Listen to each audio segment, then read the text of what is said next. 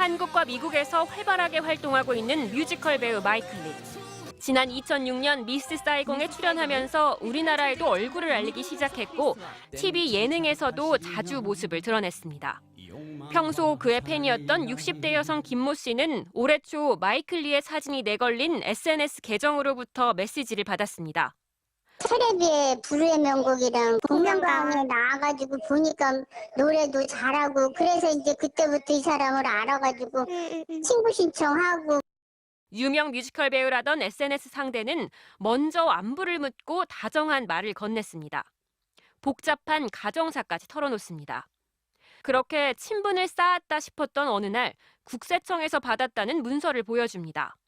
청와대와 철도공단 로고가 박힌 문서에는 1억 5천만 원의 미납 세금이 있다고 적혀 있었습니다. 그리고 의심스러운 요구가 이어집니다. 감옥에 가기 싫고 나 감옥에 갈 바에는 나는 죽는다고 그러고 경력 이런 거를 어떻게 그거를 하냐고 그러고. 마이클 리가 걱정된 김 씨는 결국 10여 차례에 걸쳐 4억 5천만 원을 송금했습니다. 좋아하는 배우를 돕고 있다고 철석같이 믿었지만 사칭 계정을 조심하라는 소속사의 공지를 보고서야 사기였음을 깨달았습니다.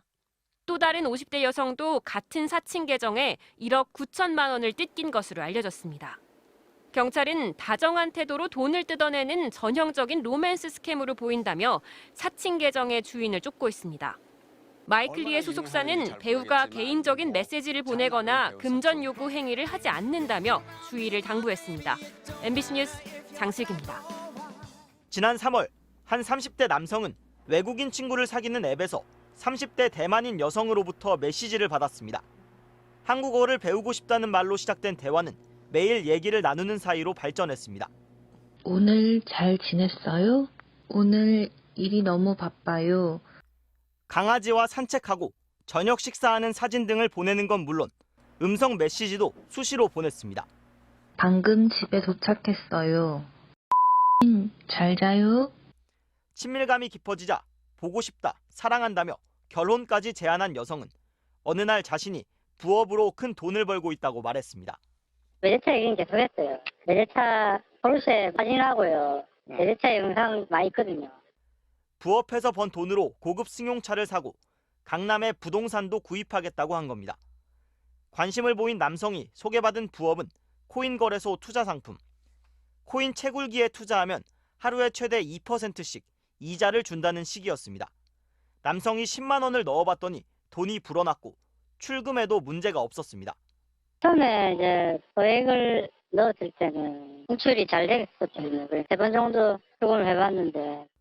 속아 넘어간 남성은 대출까지 받아 2억 원 이상을 투자했습니다. 그런데 지난달 중순 갑자기 출금이 막히더니 거래 사이트가 폐쇄됐고 여성은 연락이 끊겼습니다. 이런 식으로 지금까지 28명, 17억 원 규모의 피해가 발생했는데 일부 피해자는 여성과 영상통화까지 했습니다. 영상통화를 했으니까 저는 거기까지는 생각을 못했죠, 솔직히요. 여성이 보냈다는 사진을 확보해 취재진이 검색해봤더니 모두 한국과 중국의 SNS에서 도용된 다른 여성의 사진이었습니다. 영상통화도 합성된 가짜였습니다. 아주 계절별로, 연도별로 사진들을 다 가져오고 동영상 같은 경우에도 이제 얼굴 딥페이크 기술을 해가지고. 가짜 코인 거래 사이트는 지금도 영국의 유명 코인 거래소의 이름과 로고를 그대로 베껴 운영되고 있습니다. 여성을 사칭한 SNS 계정도 사진과 이름만 바꾼 채 계속 활동 중입니다. 전국에서 피해 접수가 계속되고 있는 가운데 경찰은 고소장을 토대로 범인을 쫓고 있습니다. MBC 뉴스 김상훈입니다.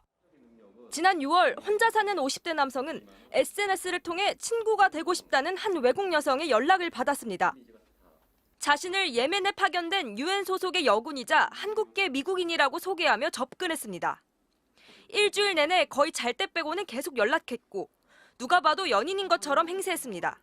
나의 사랑, 여보야, 자기야 해가면서 그건 나를 걱정해줘 가면서 그렇게 로맨틱하게 하니까 혼자 있는 사람들 보면 거의 99명 다 넘어갈 것 같더라고요. 일주일 뒤 이 여성은 위험한 군 생활을 접고 어머니의 고향인 한국에 오고 싶다며 퇴직 비용과 항공료 등으로 900만 원을 요구했습니다. 사기를 의심했지만 그때마다 결혼하자며 믿음을 줬고 고아라며 동정심을 자극했습니다. 병이 나가게 되면 거기는 과거에 갔다 온 팀들이 보니까 거의 90% 사망을 하기 때문에 자기는 살고 싶다고 감성으로 자극을 하면서. 정 씨는 결국 은행에 송금하러 갔지만 다행히 은행 직원의 기재로 피해를 면했습니다. 이 은행에서만 2주 동안 7명이 해당 계좌로 2천만 원을 송금한 것으로 드러났지만 아직 범인은 잡지 못했습니다. 감성이 손상당하면 돈보다 더 큰 거거든요. 암이 다치면은 팔 부러진 것보다 더한 거고. 최근 또 다른 20대와 30대 아프리카인 피의자 2명이 구속됐습니다. 이들은 잡고 보니 모두 남성들이었는데 남자에겐 여자인 척, 여자에겐 남자인 척 했습니다. 40, 50대 남녀 5명은 이런 수법에 속아 1억 5천만 원을 빼앗겼습니다. 경찰은 이들이 살던 경기도 평택의 한 빌라에서 대포폰과 노트북 수십 대를 압수했는데 여기엔 피해자들과의 대화 내용들이 고스란히 남아 있었습니다. 내 인생의 사랑을 찾았다거나 당신과 함께 멋진 가족을 만들고 싶다는 등 처음엔 달콤한 말로 사랑 고백을 하다 결국 항공료 명목 등으로 돈을 요구했습니다. 경찰은 조직 일당이 더 있을 것으로 보고 수사 중이고 모르는 외국인의 SNS 연락을 경계해야 한다고 당부했습니다. MBC 뉴스 정혜인입니다.